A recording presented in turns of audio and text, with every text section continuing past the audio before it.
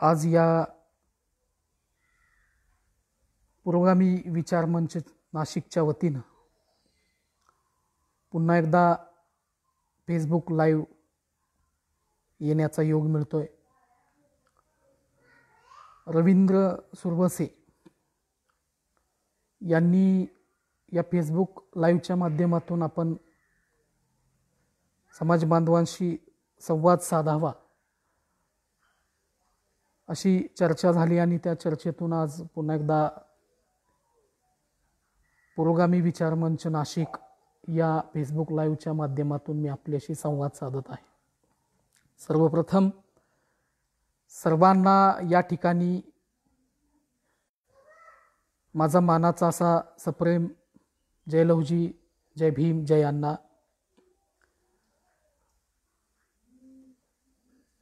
जन्मशताब्दीच्या वर्षनिमित्तानं सर्वांना शुभेच्छा देतो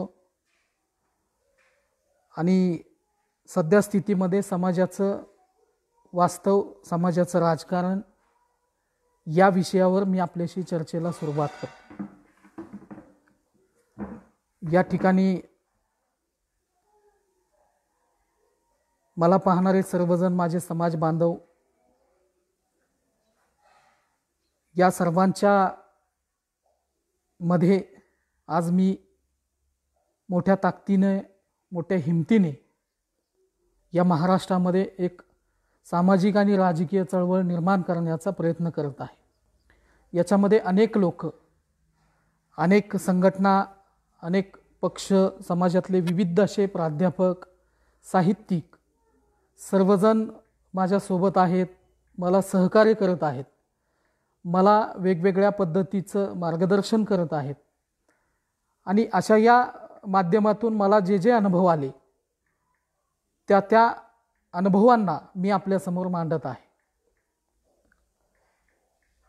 आज आपण मातंग समाज आणि समाजाचं राजकारण असा एक महत्त्वाचा विषय घेण्याची चर्चा झाली आणि या चर्चेच्या माध्यमातून मला असं वाटतं की याच विषयाला आपण सर्वांनी महत्त्व दिलं पाहिजे। कारण आपण पाहिलं असेल की राज्यामध्ये आणि देशामध्ये मातंग समाजाची राजकीय स्थिती अतिशय बिकट आहे। ज्यावेळेला आम्ही महाराष्ट्राच्या विविध अशा भागामध्ये, मग त्याच्यामध्ये अण्णाभाऊंच्या सूनबाई असतील, मी असेल, माझे भाऊ गणेशजी भगत असतील, सर्वच लोक महाराष्ट्राच्या विविध अशा भागामध्ये अण्णाभाऊंच्या जयंतीच्या निमित्तानं अनेक ठिकाणी जाण्याचा त्यांना योग आला आणि मग बऱ्याच ठिकाणी समाजाची सामाजिक स्थिती आणि समाजाचं राजकारण याच्यामध्ये कुठंतरी अवमेळ झालाय किंवा ताळमेळ नसेल असं चित्र आम्हाला दिसून आलं। म्हणजे मी अगदी लहानपणापासूनच मला महाराष्ट्रातल्या अण्णाभाऊंच्या कुटुंबातला एक सदस्य म्हणून अनेक ठिकाणी अनेक समाज बांधवांनी मला वेगवेगळ्या स्टेजवर जाण्याचा, अनेक विचारवंतांशी, नेत्यांशी, वक्त्यांशी माझी भेट झाली। म्हणजे सर्वांशी माझी चर्चा झाली, सर्वांना मी जवळून अनुभवलं आणि मग अशा या अनुषंगाने मला अनेकांचं राजकारण जवळून पाहता आलं आणि आज स्वतः मी समाजाच्या, समाजहिताचं राजकारण महाराष्ट्रामध्ये उभा राहावं अशी एक नवी भावना घेऊन महाराष्ट्रात उतरतोय। पण उतरत असताना आज पण अनेक अडचणी, अनेक प्रसंग, कठीण प्रसंग पुढे येतात आणि इथल्या महाराष्ट्रातल्या प्रस्थापित पक्षांना महाराष्ट्रातल्या मातंग समाजाची गरज नाही असं एक स्पष्ट चित्र या पक्षांच्या माध्यमातून मला स्पष्ट असं दिसलं आणि मग याचं खूप वाईट वाटतं आणि मग या सगळ्या अँगलनी ही सगळी परिस्थिती बदलली पाहिजे आणि ती कशी बदलल यासाठी प्रयत्न करणं, यासाठी झटणं ही सगळ्या आपल्या समाज बांधवांचं कर्तव्य आहे। पण कुठल्याही सामाजिक परिस्थितीमध्ये या सगळ्या राजकीय पार्श्वभूमीवर समाज एकत्र येताना, एकत्र यायला तयार नाही असंच एक चित्र निर्माण झालेलं आहे महाराष्ट्रामध्ये। जवळपास आम्ही विदर्भाच्या सर्व भागामध्ये, मराठवाडा असेल, खानदेश असेल, पश्चिम महाराष्ट्र असेल, सगळ्याच अशा भागामध्ये वेगवेगळ्या अनुषंगाने, वेगवेगळ्या परिस्थितीमध्ये, वेगवेगळ्या कारणाने आम्ही फिरताना बघितलं की समाजामध्ये राजकीय जी महत्त्वाकांक्षा आहे ती समाजामध्ये त्याची समज अजून निर्माण झाली नाही. म्हणजे समाजामध्ये समाज बांधवांच्या जवळ असलेलं मत आणि त्या मताचा वापर फक्त आलेल्या निवडणुकामध्ये आम्ही फक्त हे मत देण्यापुरतेच आहोत अशी एक भावना प्रत्येक समाज बांधवाच्या मनामध्ये आहे. पण या मताच्या जोरावर आपण या महाराष्ट्रामध्ये एक नवीन चित्र, समाजाची राजकीय नवी चळवळ उभा करू शकतो असं मात्र मला कधीही दिसलं नाही. आणि मग आम्हालाही तसंच वाटलं की आपण या महाराष्ट्रामध्ये अण्णाभाऊंचे वंशज म्हणून अण्णाभाऊंचं ते राजकारण जे प्रचंड प्रामाणिक होतं, ज्याच्यामध्ये फक्त आणि फक्त इथल्या दलित, कष्टकरी, शेतकऱ्याला, मजुराला, इथल्या समाज बांधवांना न्याय मिळावा आणि तो न्याय मिळण्यासाठी अण्णाभाऊंनी केलेलं प्रामाणिकपणाचं राजकारण ते पुन्हा एकदा नव्यानं रुजवण्याची वेळ सध्या महाराष्ट्रातल्या मातंग समाजामध्ये आहे असं मला ज्यावेळेला चित्र दिसलं त्यावेळेला आम्ही सगळ्यांनी चर्चा केली आणि महाराष्ट्रामध्ये एक राजकीय चळवळ निर्माण व्हावी ही भावना घेऊन आम्ही महाराष्ट्रामध्ये फिरतोय. अनेक पक्ष महाराष्ट्रामध्ये आहेत. अनेक वेगवेगळ्या बांधवांनी पक्षाची भूमिका घेतली आणि पक्ष चालवण्याचं धाडसही केलं. पण त्या पक्षाला इथल्या प्रस्थापित पक्षांनी मोठं होऊ दिलं नाही. महाराष्ट्रातल्या मातंग समाजामध्ये अनेक पक्ष आहेत, पण त्या पक्षाचा प्रभाव महाराष्ट्राच्या सर्व जिल्ह्यामध्ये, विविध अशा भागामध्ये मला दिसताना कुठेही दिसला नाही. आणि ही भूमिका असं जर या महाराष्ट्रामध्ये चित्र निर्माण होत असेल, समाजाला या सर्व बाबीमध्ये बेदखल केलं जात असेल, तर महाराष्ट्राचा मातंग समाज हा कधीही सुधारणार नाही हे स्पष्ट चित्र आपण सगळ्यांच्याच लक्षात येत आहे, जाणकारांच्या लक्षात येत आहे. आणि म्हणून इथल्या तळागाळातल्या अति गरीब आणि अति भोळ्या बाबड्या समाज बांधवांची भेट होणं आणि त्याच्याजवळ असलेलं मत आणि त्या मताच्या आधारावर या महाराष्ट्रात राजकीय चळवळ निर्माण करण्याची जी गरज आहे ती या समाज बांधवांना पटवून देण्याची सगळ्यात मोठी जबाबदारी आज तुमच्या माझ्यावर आहे. आणि म्हणून आम्ही तो सतत असा प्रयत्न करतोय. अनेक वेगवेगळे प्रसंग असतील, आपण पाहिलं असेल की महाराष्ट्राच्या राजकारणामध्ये आपल्यातले अनेक नेते वेगवेगळ्या मोठमोठ्या पदावर, मोठमोठी मंत्रिपदं, आमदारकी असेल, खासदारकी असेल, अशा वेगवेगळ्या अँगलने मोठे झाले. पण त्यांना ह्या सगळ्या बाबीमध्ये घेत असताना, पक्षात सामावून घेत असताना किंवा या सगळ्या पदाचा लाभ देत असताना तो व्यक्ती हा समाजाच्या भावनेसाठी किती प्रामाणिक आहे यापेक्षा हा पक्षासोबत किती प्रामाणिक आहे हे सगळं ऑब्झर्व करण्याचं काम इथल्या प्रस्थापित पक्षांनी केलं. आणि त्याच्यामुळं जे मोठे झाले, मी असं म्हणणार नाही की त्यांची सगळी प्रचंड अशी भावना होती, त्यांना या महाराष्ट्रामधल्या मातंग समाजासाठी मोठं काम करायचं होतं, पण त्यांना ते शक्य झालं नाही किंवा त्यांना ते करू दिलं नाही. आणि मग हे सगळं उभा करण्यासाठी समाजाची एकजूट असणं खूप गरजेचं आहे. समाजाच्या जीवावर राजकारण होणं अत्यंत गरजेचं आहे. आणि असा एक विषय घेऊन आपण सगळेजण या सगळ्या अँगलने आपण काम करणं खूप गरजेचं आहे. वेगवेगळ्या प्रस्थापित पक्षांनी इथल्या छोट्या छोट्या समूहांना दाबण्याचा, त्यांचं शोषण करण्याचा, त्यांच्यामधून नवीन नेतृत्व न उभं राहण्याचा असा मोठा प्रयत्न, मोठं षडयंत्र करताना आपण सगळ्यांनी पाहिले की ज्या वेळेला महाराष्ट्रातल्या या विधानसभा असेल, देशाच्या लोकसभेमध्ये, या दोन्ही सभागृहामध्ये महाराष्ट्रातला मातंग समाजाचा कुठलाही नेता मोठ्या ताकदीनं आवाज मांडताना दिसला नाही. अनेक प्रचंड असे अन्याय झाले, अनेक हल्ले झाले, अनेक हल्ले मातंग समाजानं सहन केले. त्याच्या विरोधामध्ये प्रचंड मोठे आक्रोश मोर्चे काढले, अनेकांनी प्रतिकार केला. पण या सगळ्या आंदोलनाची कुठल्याही पद्धतीनं दखल घेण्यात आली नाही. इथला मीडिया असेल, इथला प्रस्थापित पक्ष असतील, इथले सत्तेतले लोक असतील, यांना मात्र समाजात होत असलेले अन्याय, अत्याचार कधीही दिसले नाही. आणि ते मांडण्याचं काम प्रभावीपणे राजकारणामध्ये सक्रिय असलेले, राजकारणामध्ये मोठ्या हुद्द्यावर, पदावर असणाऱ्या व्यक्तीला सुद्धा ते जमलं नाही. म्हणजे ते समाजाचं राजकारण आहे किंवा तो व्यक्ती समाजाचं राजकारण करतोय असं मला कधीही वाटत नाही. म्हणून महाराष्ट्रातल्या या सगळ्या बाबीवर, या सगळ्या घटकावर आपण सगळ्यांनी एक मोठी चळवळ, राजकीय चळवळ, आक्रमक असलेली चळवळ, ज्या चळवळीची दखल इथल्या प्रस्थापित पक्षांनी घ्यावी असं मला नेहमीच वाटत होतं आणि आजही वाटते. आणि त्या दिशेनं आमची वाटचाल आहे. आपण सगळ्यांनी पाहिलं असेल की बीड जिल्ह्यातील केज तालुक्यामधील ताकतोडे बंधू जे आहेत, त्या माझ्या बांधवांनी आपल्या समाजाच्या आरक्षणाच्या मागणीसाठी मोठी जीवितहानी, स्वतःचा जीव दिला आणि सरळ आणि स्पष्ट असा व्हिडिओ करून इथल्या महाराष्ट्रातल्या मुख्यमंत्र्यांना आव्हान केलं, विनंती केली की माझ्या समाजाचा जो जो काही प्रलंबित विषय आहे तो विषय आपण हाताळला पाहिजे, तो विषय आपण सोडवला पाहिजे आणि या विषयाची पहिलं बलिदान मी संजय भाऊ ताकतुडे देत आहे. आणि त्या बांधवानं सरळ आणि स्पष्ट लाईव्ह व्हिडिओ करून आत्महत्या केली, समाजासाठी आत्महत्या केली. पण त्या बांधवाच्या त्या सगळ्या घटनेवर, त्या बांधवाच्या इतक्या मोठ्या बलिदानावर तितक्या मोठ्या ताकदीनं मांडणारा नेता महाराष्ट्रात कुठेही राजकारणामध्ये दिसला नाही. आणि मग सरळ सरळ तो सगळा विषय अगदी सहजरित्या दबला गेला आणि त्या बांधवाचं बलिदान व्यर्थ गेलं. असं आज जरी मी म्हणत असलो तर आपण सर्वांनी ते बलिदान व्यर्थ नाही जाऊ द्यायचं. त्या बांधवाच्या त्या बलिदानाला आपण न्याय द्यायचा आहे आणि ते न्याय देण्याचं काम किंवा तो लढा, त्या बांधवाचा तो लढा पुढे घेऊन जाण्याची जबाबदारी आज तुमची आमची आहे.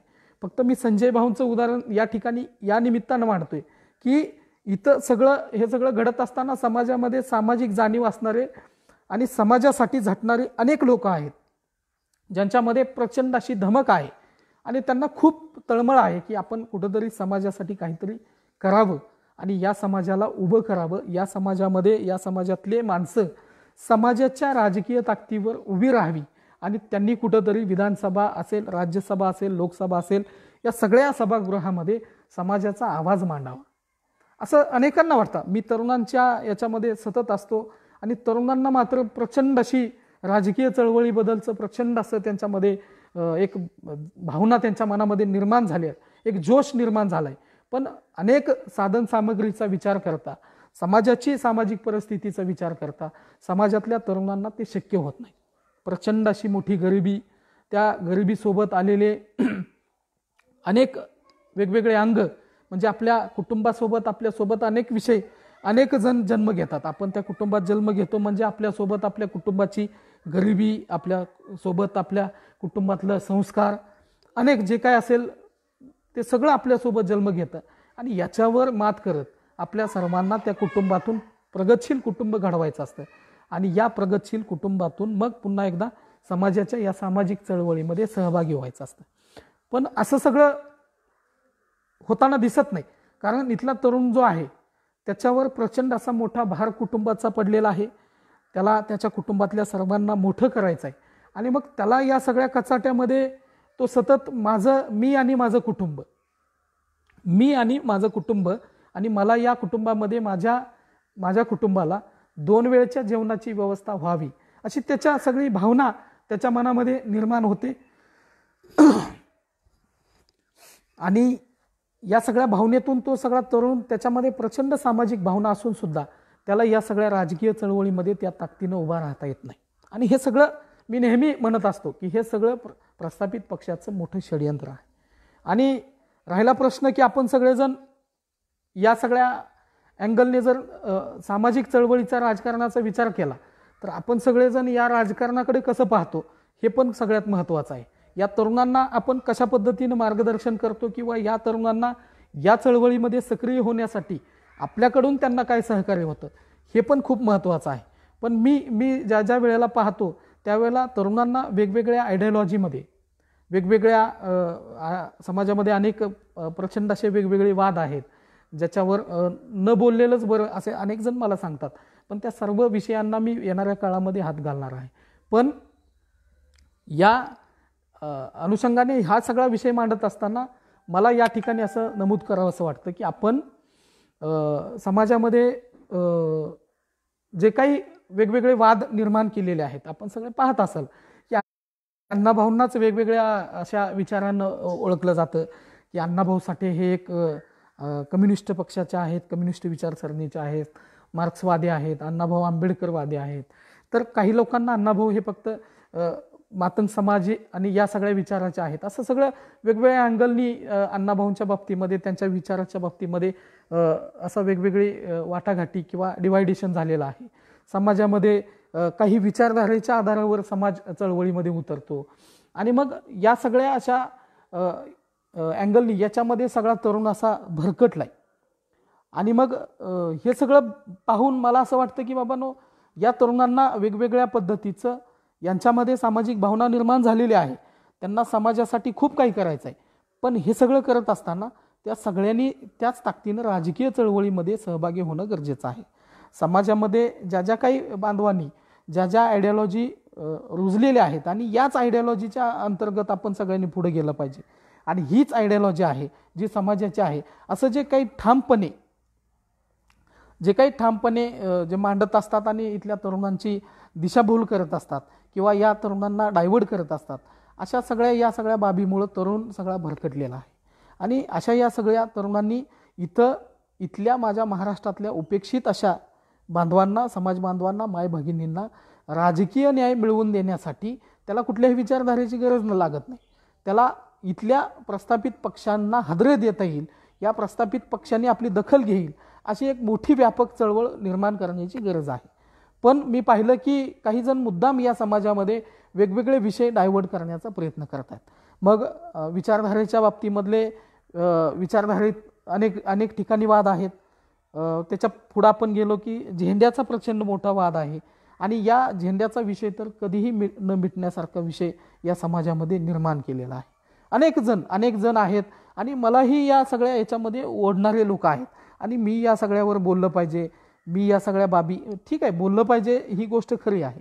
पण मला असं वाटतं की आपण याच्यापेक्षा इथल्या महाराष्ट्रातल्या आपण सगळ्यांनी अण्णाभाऊंची कथा वाचली असेल की अनेकांनी वाचली असेल, ज्यांनी वाचली नाही त्यांना मी सांगू इच्छितो की आपण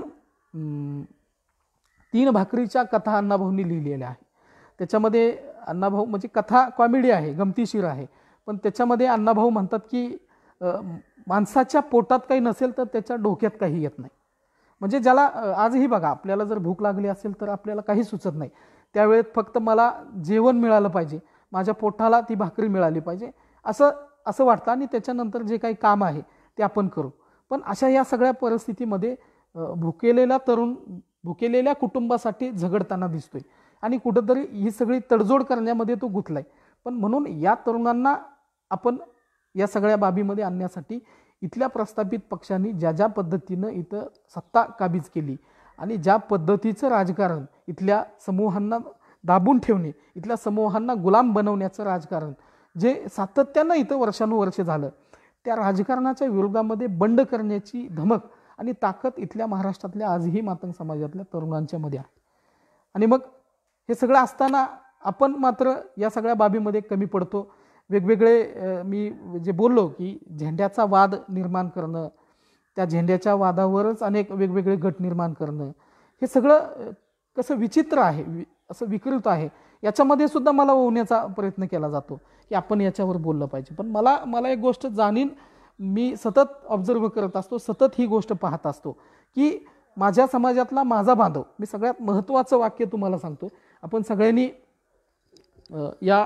या गोष्टीचा आपण सगळ्यांनी पण विचार केला पाहिजे की महाराष्ट्रातला माझा समाज बांधव अनेक वेगवेगळ्या अँगलनी त्याच्या हातामध्ये वेगवेगळे झेंडे आहेत, वेगवेगळ्या रंगाचे झेंडे आहेत आणि तो घेऊन तो फिरतो, कारण त्याला ते कुणीतरी सांगितले की या रंगाचा झेंडा घेऊन तू आपण चाललं पाहिजे आणि तो त्या पद्धतीनं माझ्या समाजातला माझा नेता म्हणून या प्रामाणिक भावनेतून त्या नेतृत्वाचं स्वागत करून तो झेंडा घेऊन तो पुढं चालतोय. पण मला असं वाटतं की मी या इथल्या प्रत्येक तरुणाला, वेगवेगळ्या रंगाचे हातात झेंडा घेतलेल्या प्रत्येक तरुणाला माझं एवढंच सांगणं आहे की त्याच्या हातामध्ये जरी वेगवेगळ्या रंगाचे झेंडे असले पण ते जे खांदे आहेत तर ते माझ्या समाजातल्या, माझ्या जातीच्या, माझ्या रक्तामासाच्या तरुणाचे आहेत. आणि म्हणून त्याच्या हातामध्ये कुठला रंग आहे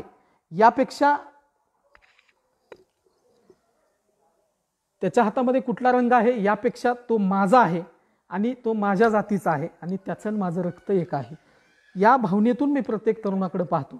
आणि ह्या सगळ्या तरुणांनी इथल्या महाराष्ट्रातल्या राजकारणाकडे सकारात्मक भावनेनं पाहणं अत्यंत गरजेचं आहे, ज्याच्यामध्ये अनेक संघटना प्रचंड मोठ्या ताकदीनं सतत काम करताना दिसतात. त्या संघटनाच्या प्रत्येक नेत्याला, महाराष्ट्रातल्या मातंग समाजाला आणि इथल्या उपेक्षित सर्वच समाजाला न्याय मिळावा अशी सगळ्यांचीच भावना आहे आणि सगळेजण त्या दिशेनं काम करण्याचा प्रयत्न करतात. पण निवडणुकीच्या अनुषंगाने निवडणुकीमध्ये कुठलीही भूमिका घेत नाही. आणि मग याचा गैरफायदा घेत इथल्या प्रस्थापित पक्षांनी आपल्याला निवडणुकीच्या कार्यकाळामध्ये कुठल्याही त्या निवडणुकीच्या अनुषंगाने बैठकीला बोलवणे किंवा चर्चा करणे किंवा वाटाघाटी करणे असं कधीही बोलवताना मी पाहिलं नाही. आणि म्हणून ज्या ज्या संघटना आहेत त्या सगळ्या संघटनांनी राजकीय भूमिका घेणं अत्यंत गरजेचं असताना स्वातंत्र्यपूर्व काळापासून ते स्वातंत्र्याच्या नंतर सतत आणि मी सतत पाहिलं की मोठमोठ्या अशा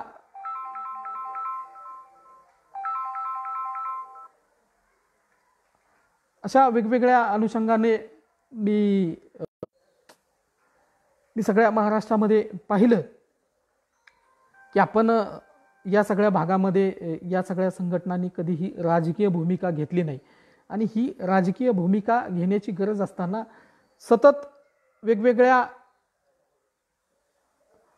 अशा वेगवेगळ्या सगळ्या अनुषंगाने त्यांनी मोठमोठे आंदोलनं केले, समाजाचे विविध असे विषय घेतले, पण ऐन निवडणुकीमध्ये या सगळ्या संघटना शांत राहायच्या आणि मग याचा गैरफायदा इथल्या प्रस्थापित पक्षांनी घेतला आणि म्हणून सगळ्यांनी, भले संघटना असतील पक्ष असतील, सगळ्यांनी वेगवेगळ्या अँगलनी काम केलं. महाराष्ट्राच्या विविध भागामध्ये आंदोलनं, मोर्चे, उपोषण हे ठीक आहे, पण निवडणुकीत सगळ्यात जास्त आग्रही आणि आपली सगळ्यांची अशी ठोस अशी भूमिका असणं सगळ्यात महत्त्वाचं आहे आणि ती इथून पुढे येणाऱ्या काळामध्ये असणं अत्यंत गरजेचं आहे. आणि असं जर नाही झालं तर मला वाटतं की महाराष्ट्रातल्या या सगळ्या एकंदरीत समाजाच्या विविध मागण्या, या समाजावर होत असलेले अन्याय, या सगळ्याचा कुठलाही अँगलने इथले कुठलेही प्रस्थापित पक्ष विचार करणार नाहीत. आणि म्हणून हीच भूमिका घेऊन ज्यावेळेला मी माझ्या फेसबुक लाईव्हच्या माध्यमातूनही सांगितलं आणि पुन्हा एकदा मी या पुरोगामी विचार मंच नाशिकच्या या सगळ्या भागामध्ये या मातंग समाजाने आजचं राजकारण या सगळ्या विषयामध्ये सांगत असताना एक सगळ्यात महत्त्वाचा विषय सांगतो की आपण ज्यावेळेला आमच्याकडून सर्वजणांना अपेक्षा होते की बाबा अण्णाभाऊंच्या कुटुंबातून एक सामाजिक चळवळीचा एक अण्णाभाऊंच्या चळवळीचा झेंडा घेऊन महाराष्ट्रातलं या नेतृत्व करण्याची धमक अण्णाभाऊंच्या सुनबाई सावित्रीमाईंच्यामध्ये आहे, सचिन साठेंनी बाहेर पडलं पाहिजे, ज्योतिताई साठे आहेत, गणेशजी भगत आहेत, या सर्वांनी बाहेर पडावं अशी सगळ्यांची भावना होती. पण नेमकं बाहेर पडत असताना इथल्या संघटना, इथल्या सामाजिक हे सगळे चळवळीतले नेते, वक्ते, प्राध्यापक, साहित्यिक यांची सगळी धोरणं समाजाबद्दलची काय आहेत आणि या सगळ्यांना या समाजामध्ये काम करत असताना कुठल्या कुठल्या अडचणी आल्या आणि मग या सगळ्या बाबींचा विचार करून, सगळ्यांचा अभ्यास करून, या सगळ्यांच्या मार्गदर्शनाखाली नेमकी अण्णाभाऊंच्या कुटुंबाने भूमिका कोणती घ्यावी हा सगळा विचार करून आम्ही आमच्या या एक छोट्याशा पक्षाच्या माध्यमातून महाराष्ट्रात उतरलो आणि मग समाजामध्ये हळूहळू समाज आणि एकंदरीत समाजाचं राजकारण रुजवण्याचा प्रयत्न केला की त्याच्याजवळ असलेलं मत बाबा किती महत्त्वाचं आहे आणि त्या मताचं किंमत तुम्हाला समजली पाहिजे, त्या मताला तुम्ही कुठल्याही अँगलनी कुठंही असं विकू नये, असं सगळं मी या सगळ्या महाराष्ट्रामध्ये आम्ही सतत सांगताना दिसतोय. पण आजही आणि याला येणाऱ्या काळामध्ये अनेक ठिकाणी वेगवेगळ्या अँगलने महाराष्ट्राच्या विविध भागामध्ये पोहोचणं खूप म्हणजे त्याला खूप वेळ लागेल, पण हे समाजासाठी अतिशय महत्त्वाचं आहे. समाजातल्या प्रत्येक व्यक्तीनं राजकारणाकडं सकारात्मक भावनेनं पाहिलं पाहिजे. तो तरुण असेल, सुशिक्षित असेल, अസുशिक्षित असेल, शेतातला सुद्धा मजूर असेल किंवा नोकरदार वर्ग असेल, हे सगळ्यांनी या सगळ्या राजकारणाकडं तितक्या महत्त्वाकांक्षेनं पाहिलं पाहिजे आणि त्यांना जरी वेळ मिळत नसेल किंवा त्यांच्या एकंदरीत नोकरीच्या या सगळ्या भागातून त्यांना जरी अडचणी येत असतील तर त्यांनी इथल्या तरुणांना, इथल्या सगळ्या लोकांना, सामाजिक चळवळीत काम करणाऱ्या प्रत्येक व्यक्तीला या सगळ्या संदर्भामध्ये मार्गदर्शन केलं पाहिजे, मदत केली पाहिजे असंही या ठिकाणी वाटतं आणि तरच समाजाची प्रगती होईल. अन्यथा मला असं वाटत नाही की आपण या सगळ्या भागामध्ये, या सगळ्या महाराष्ट्राच्या भागामध्ये समाजाला कधी न्याय मिळेल असं मला कधी वाटत नाही आणि हा न्याय मिळवून घेण्यासाठी आपण सगळ्यांनी या सगळ्या राजकीय आणि सामाजिक चळवळीमध्ये सहभाग घेणं गरजेचंच आहेच, पण घेत असताना ही चळवळ मोठी, ताकदीची आणि आक्रमक होण्यासाठी प्रयत्नशील असणं खूप गरजेचं आहे आणि यासाठी आपण सगळेजण प्रयत्न कराल असं मला निश्चितच या ठिकाणी वाटतं. आपण पाहिलं असेल की अनेक ठिकाणी वेगवेगळे अन्याय झाले. मी तुम्हाला अगदी निती नागेंच्या प्रकरणापासून सांगतो की खर्दामधलं निती नागेंचं प्रकरण, त्या निती नागे त्या छोट्याशा बांधवाला अजूनही न्याय मिळाला नाही. म्हणजे त्यांच्यापासून ती सगळं अगदी जळगावचं वाकडीचं प्रकरण असेल, रुद्रवाडीचं असेल, कित्येक हल्ले झाले. जवळपास माझ्या माहितीसह मी ज्या ठिकाणी भेट दिली अशा जवळ 50 ते 60 ठिकाणी मी भेट दिली. अशा सगळ्या ठिकाणी न्याय मिळण्याची कुठलीही त्या ठिकाणी न्याय मिळण्याची म्हणजे चित्रच दिसत नव्हतं. अगदी हल्ला झाल्यापासून त्या आरोपीला अटक करा, गुन्हा दाखल करा, या सगळ्या गोष्टींसाठी तिथल्या सगळ्या संघटनांना, नेत्यांना धडपडावं लागायचं. आणि मग कुठंतरी मग दबाव आल्यानंतर मग तिथला तो पोलीस स्टेशन दखल घेणार, त्याच्यानंतर मग गुन्हा नोंद होणार, त्याच्यात मग आरोपी कुठंतरी पळून गेलेले असणार. म्हणजे हे सगळं जाणून बुजून सगळं केलेलं होतं.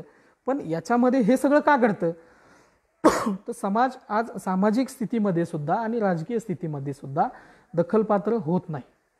आणि मग दखलपात्र नसल्यामुळे आज आपल्या समाजातल्या सगळे या नीती नागेंच्या पासून ते अगदी सर्व या सगळ्या प्रकरणामध्ये ज्या ज्या ठिकाणी अन्याय झाले, अत्याचार झाले, या सगळ्या बाबीमध्ये न्याय मिळवण्यासाठी आणि सर्वांनाच एकंदरीत सर्व बाबीमध्ये न्याय मिळवण्यासाठी इथल्या सत्तेमध्ये, इथल्या राजकारणामध्ये आपण असणं गरजेचं आहे. म्हणजे जोपर्यंत वाढप्या आपला असत नाही तोपर्यंत तो आपल्याला वाढणार नाही. आणि वाढप्या हा आपलाच असला पाहिजे. वाढप्या फक्त आपल्यातला नसला पाहिजे, आपण निर्माण केलेला आपल्यातला असला पाहिजे. आणि जोपर्यंत आपण निर्माण केलेला वाढप्या या सगळ्या याच्यामध्ये आपण या सत्तेमध्ये जर पाठवत नाही तोपर्यंत आपल्याला न्याय मिळणार नाही. आणि तीच भावना इथल्या सगळ्यांनी आपण घेऊन या महाराष्ट्रामधल्या सर्व समाज बांधवांना न्याय मिळण्यासाठी प्रयत्नशील असलं पाहिजे. मागच्या फेसबुक लाईव्हच्या मध्ये काही लोकांनी प्रश्न निर्माण केले होते. अनेक प्रश्न आहेत समाजामध्ये, विविध असे प्रश्न आहेत. त्याच्यामध्ये सगळ्यात महत्त्वाचा प्रश्न की स्वतः अण्णाभाऊ साठे सुद्धा एक कलाकार होते, लोकशाहीर होते. त्यांच्यामध्ये प्रचंड अशा वेगवेगळ्या कला होत्या. त्याचाच एक कलेचा भाग म्हणून इथला जो बँड व्यावसायिक आहे, या बँड व्यावसायिकाला म्हणजे त्याच्यामधल्या मालकाला आणि त्याच्यामधल्या सर्व कारागिरांना यांच्यावर या सगळ्या कोरोनाचं एक मोठं संकट या महाराष्ट्रातल्या आलेलं मला दिसलं. मी त्या निमित्तानं सांस्कृतिक मंत्री अमितजी देशमुख साहेबांसोबत मी चर्चा केली आणि त्यांनी या सगळ्या बाबीमध्ये मी सकारात्मक असा चर्चा करून प्रयत्न करून इथल्याच त्या सगळ्या बँड कारागीर बांधवांना मी मदत करेन असा मला शब्दही दिला. तर तो मागच्या वेळेला मला फेसबुक लाईव्हच्या माध्यमातून काही लोकांनी प्रश्न केला होता. तर यासाठी मी स्वतः प्रयत्नशील आहे. या सगळ्या बँड कलाकार बांधवांसाठी मला तितकीच आत्मीयता आहे आणि मी समजू शकतो, कारण आम्ही सुद्धा एक मोठ्या संघर्षातून आम्ही निर्माण झालेलो आहोत. त्याच्यामुळं हे सगळं तुमची जीवनमान आणि तुमचा सगळा संघर्ष या निमित्तानं मी समजू शकतो. आणि म्हणून मी या सगळ्या बाबीमध्ये आपल्यासोबत आहे. या सगळ्या मागणीसाठी पाठपुरावा निश्चितच करेन. पण आपण ही सुद्धा या सगळ्या अँगलनी या चळवळीमध्ये बँड बांधवांनी म्हणजे हा फक्त तुमचा बँड बांधवांचाच व्यवसाय आहे असं न समजता तुमची सुद्धा राजकीय भूमिका असली पाहिजे. सर्वच लोकांची, जे सगळे उद्योग व्यवसाय आहेत, नोकरदार आहेत. मी नोकरदारांच्या मी कधी बोललो नाही, पण मी नोकरदारांची भूमिका बघितली की नोकरदार म्हणजे समाजातले नाहीतच असंच काही ठिकाणी चित्र दिसायला मिळतं. म्हणजे फार विचित्र बाबा. तुम्ही जातीच्या दाखल्याचा वापर करता. म्हणजे मी तुमच्यावर उपकाराची भाषा बोलत नाही, पण तुम्ही ज्या समूहात आपला जन्म झाला, ज्या समूहामध्ये आपण जीवन जगतोय, ज्या समूहाच्या कागदपत्राचा आपण वापर करतो, त्या समूहासाठी थोडंसं काम करण्याची जबाबदारी तुमची पण आहे. इथल्या तळागाळातल्या शेतातल्या शेतमजुराला सुद्धा वाटतं की माझा समाज आणि माझ्या समाजासाठी आणि माझ्या समाजातल्या महापुरुषांनी मला या समाजासाठी लढायला शिकवलं. ही जर शिकवण तळागाळातल्या व्यक्तीपर्यंत पोहोचत असेल तर तुमची भूमिका काय असेल? तुम्ही चळवळीला जपलं पाहिजे. तुम्ही तुमच्या सगळ्या एकंदरीत निधीतला जो काही तुमच्या पगारातला निधी आहे तो त्या चळवळीला दिला पाहिजे. पण एकंदरीत मी पाहिलं की महाराष्ट्रातल्या काही लोकांना वाईट वाटेल, पण अतिशय चांगले लोकही आहेत. नोकरदार वर्ग जो आहे तो अतिशय चांगल्या पद्धतीचे लोक आहेत, पण मोठ्या प्रमाणामध्ये असे लोक आहेत की त्यांना या सगळ्या चळवळीशी आणि समाजाशी काही घेणं देणं नाही. पण अशांनी सुद्धा या राजकारणाकडे सकारात्मक भावनेनं पाहिलं पाहिजे. जे लोक राजकारणामध्ये काम करत आहेत त्यांना सपोर्ट केला पाहिजे, त्यांना मदत केली पाहिजे. तरच कुठंतरी समाजाचं भलं होईल. आणि अन्यथा मला वाटत नाही की समाज आपला कधी या प्रगतशील वाटेवर वाटचाल करेल. आणि आपण सगळ्यांनी म्हणजे कुणी मदत करेल अथवा न करेल, पण आम्ही या महाराष्ट्राच्या सगळ्या भागामध्ये या महाराष्ट्रातल्या समाजाचं राजकारण निश्चित उंचावण्यासाठी आम्ही सगळेजण प्रयत्नशील आहोत. आणि इथल्या तरुणांना मात्र असं एक चित्र दिसते की इथल्या तरुणांना आता राजकारण म्हणजे काय हे सगळं समजले. आणि याच अनुषंगानं मी मगाशी या विषयावर बोलत होतो की या सगळ्या अण्णाभाऊंच्या कुटुंबातून आम्ही ज्या छोट्याशा पक्षाची स्थापना केली, तर महाराष्ट्राच्या विविध अशा भागामध्ये वेगवेगळ्या सभा घेण्याचा प्रयत्न केला. सभा घेण्याचा प्रयत्न एवढ्यासाठीच आम्ही केला होता की या सभेच्या माध्यमातून या जिल्ह्यामध्ये इतकी मोठी महाराष्ट्रातल्या मातंग समाजातल्या जे समाज बांधव कधीच एकजूट होत नाही, ज्यांची सभा जाहीर सभा एवढी मोठी कधीच झाली नाही, असा आम्ही एक मोठा प्रयत्न केला. आणि तो पहिला प्रयत्न आम्ही हिंगोलीमधून केला. तर हिंगोलीमध्ये हजारो समाज बांधव स्वतःच्या खर्चातून स्वतःच्या समाजाचं राजकीय विचारपीठ निर्माण करणाऱ्या हिंगोली जिल्ह्याचा मला अभिमान वाटतो की त्यांनी सुरुवात केली. आणि महाराष्ट्रात नवीन उभा राहिलेल्या अण्णाभाऊंच्या सुनबाईंच्या संकल्पनेतून, आमच्या सगळ्यांच्या संकल्पनेतून निर्माण झालेल्या पक्षाचा स्वागत आणि त्याची जाहीर सभा महाराष्ट्रातल्या हिंगोली जिल्ह्यामध्ये आम्ही सुरुवात केली. आणि एक मोठी व्यापक सभा ज्याच्यामध्ये कुठल्याही पद्धतीनं कुठल्याही प्रस्थापित नेत्याचा एक रुपयाही कुठलीही मदत घेतली नाही. त्यांनी स्वतःच्या ताकदीवर तिथं एक मोठं राजकीय विचारपीठ निर्माण केलं आणि त्या राजकीय विचारपीठावरून आम्ही राजकारणाची घोषणा केली. तर हे सगळं केल्याने होतं असं मला वाटतं. फक्त आपल्यामध्ये ती भावना असणं गरजेचं आहे. आम्ही सगळेजण वेगवेगळ्या अँगलने वेगवेगळ्या पद्धतीचा संघर्ष करतोय. अण्णाभाऊंच्या साहित्यामध्ये अण्णाभाऊंनी वेगवेगळ्या अँगलनी हेच सांगितले आणि आपल्याला लढायला शिकवले. आणि लढत असताना अनेकांचे लढे वेगवेगळे आहेत. जे मध्यमवर्गीय आहेत, अतिश्रीमंत आहेत आणि त्याच्यापेक्षा गरीब आहेत. या सगळ्यांचा त्या परिस्थितीमध्ये एक संघर्षच सुरू आहे. जो मध्यमवर्गीय आहे त्याला आणखीन पुढे जायचं आहे, जो गरीब आहे त्याला गरिबीतून पुढे जायचं आहे, पण श्रीमंताला आणखीन श्रीमंत व्हायचं आहे. पण या श्रीमंतांचं इथल्या गरिबांच्याकडे लक्ष नाही.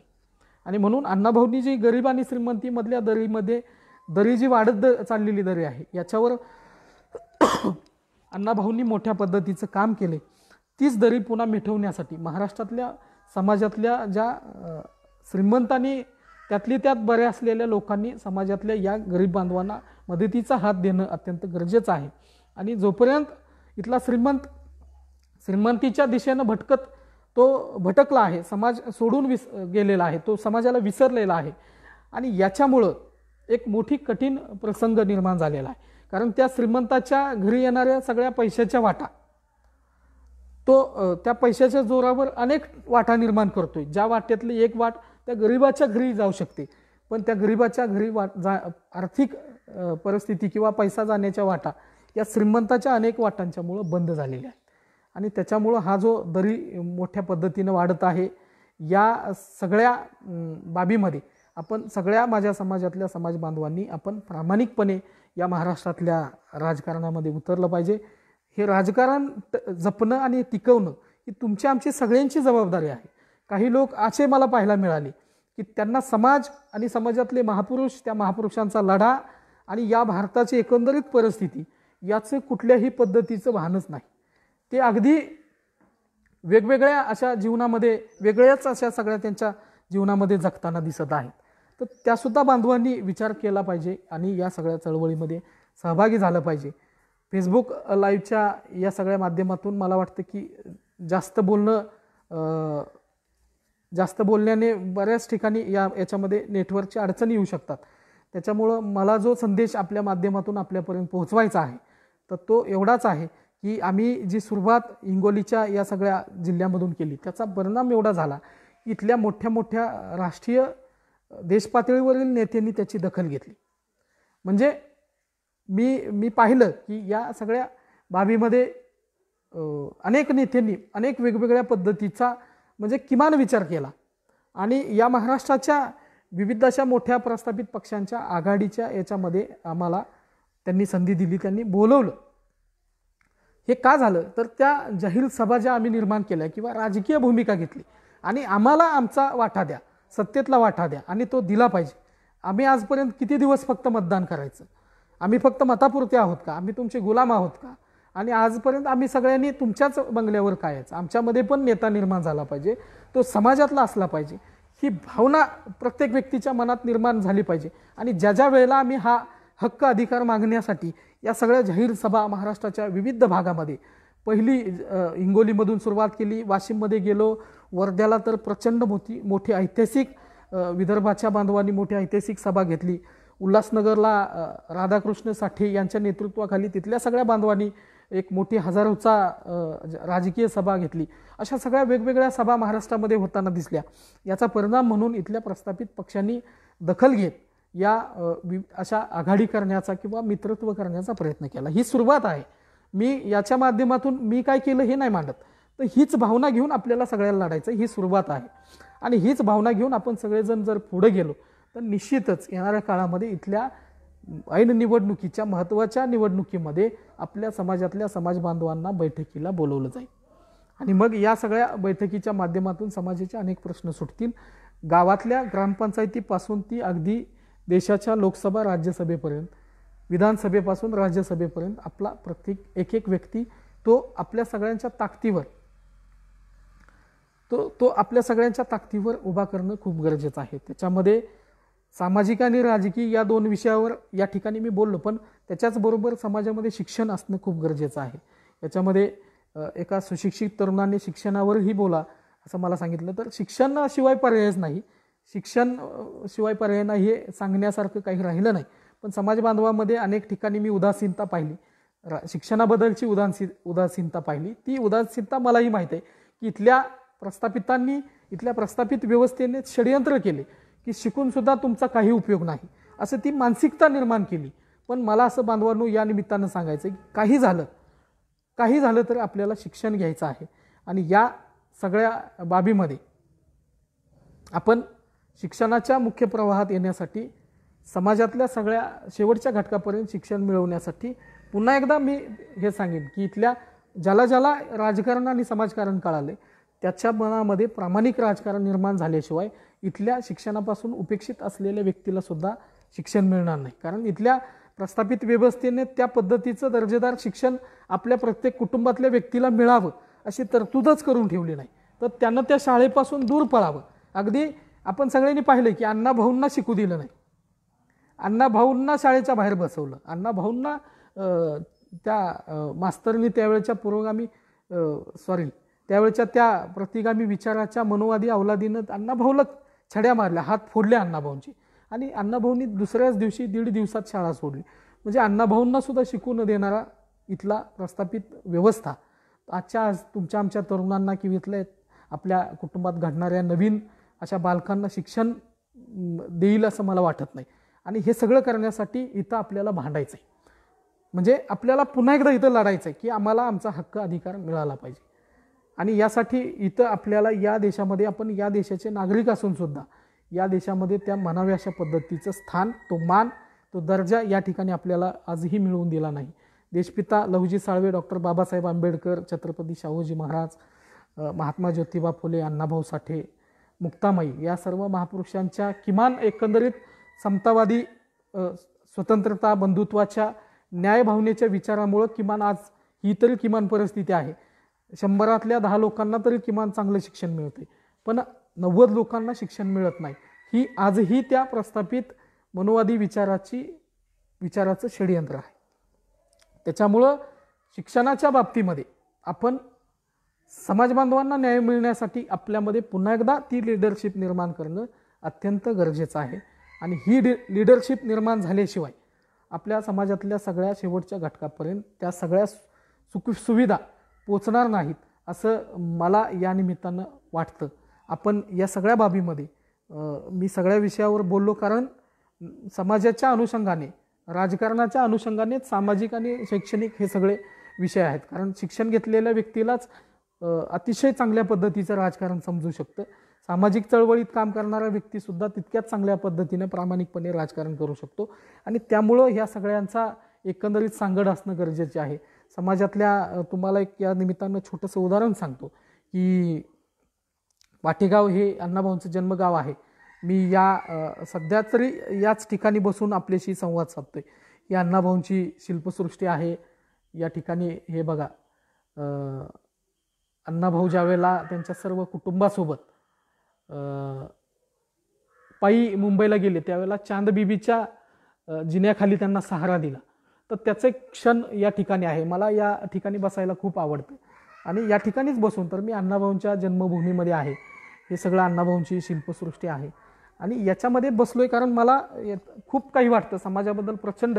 मी या ठिकाणी अशा मोठ्या महापुरुषाच्या या सगळ्या जन्मभूमीमध्ये बसलोय आणि म्हणून मी अतिशय प्रामाणिक भावनेने मी आपल्याशी बोलतोय की आपण सगळ्यांनी इथं आम्ही ज्यावेळेला आमच्यातले काही तरुण आहेत जे अतिशय शिक्षणाकडं प्रचंड असं त्यांचं लक्ष आहे, तर इथल्या अशा खेडेगावातल्या सर्व भागामध्ये स्वतः जाऊन त्यांच्या सगळ्या एकंदरीत आठवड्यातला एक दिवस करतात आणि एक दिवशी जाऊन ते सगळे इथल्या खेडेगावातल्या जे समाज बांधव आहेत त्या प्रत्येक समाजाला भेट देऊन त्यांच्यामध्ये शिक्षण आणि शिक्षणाबद्दलची उदासीनता आणि ती नेमकी कशामुळे निर्माण झाली या सगळ्या कारणांचा शोध घेऊन त्यांना शिक्षणाच्या प्रवाहात आणण्याचा प्रयत्न करतात. असे सगळे तरुण आहेत इथं आमच्यामध्ये.